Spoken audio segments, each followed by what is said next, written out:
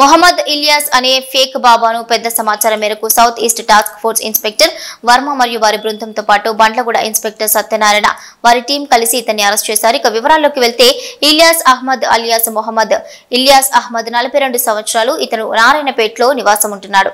మహబూబ్ నగర్ జిల్లాలో ఉంటాడు. ఇక బతుకు తెరువు కోసం హైదరాబాద్ లోని పలు చోట్ల మారాడు. కానీ ఎక్కడ కూడా సంపాదన అంతంత మాత్రమే.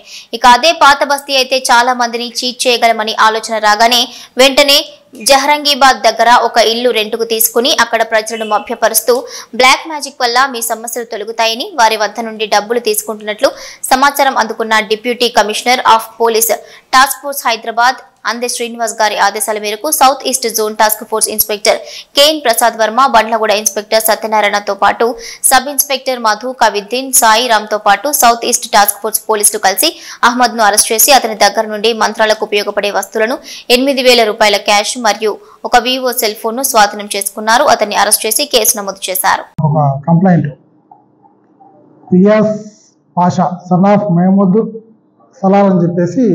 నూరినగర్ నుంచి ఒక కంప్లైంట్ మాకు లాడ్జ్ చేసిండు. ఆ కంప్లైంట్ ఏంటంటే ఇలియాస్ అహ్మద్ అని చెప్పేసి బ్లాక్ మ్యాజిక్ చేస్తుందని చెప్పేసి ఒక కంప్లైంట్. ఈ కంప్లైంట్ మీద ఇమీడియట్గా మేము కంప్లైంట్ లాడ్జ్ చేసుకొని ఎఫ్ఐఆర్ కట్టుకొని అతను ఉన్న ప్లేస్కి నూరినగర్కి వెళ్ళిపోయినాం.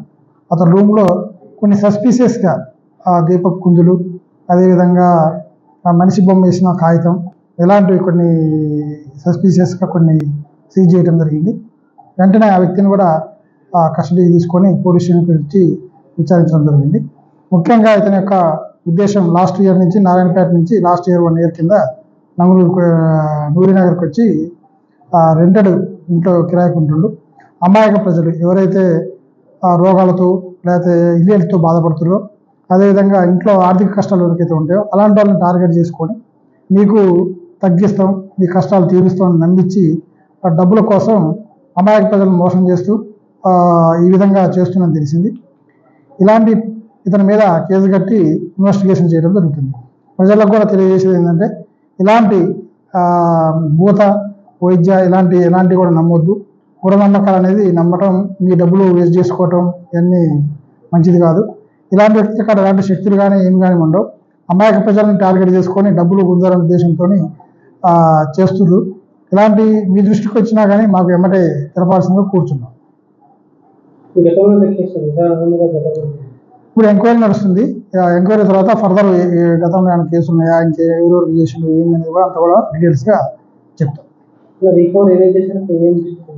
ప్రస్తుతానికి అతని దగ్గర నిమ్మకాయలు అయితేంది, మరియు దీపక్ కుందులు అయితేంది, పేపర్ల మీద మనిషి బొమ్మ వేసిన పేపర్లు అయితేంది, అవన్నీ కూడా రికవర్ చేయడం జరిగింది.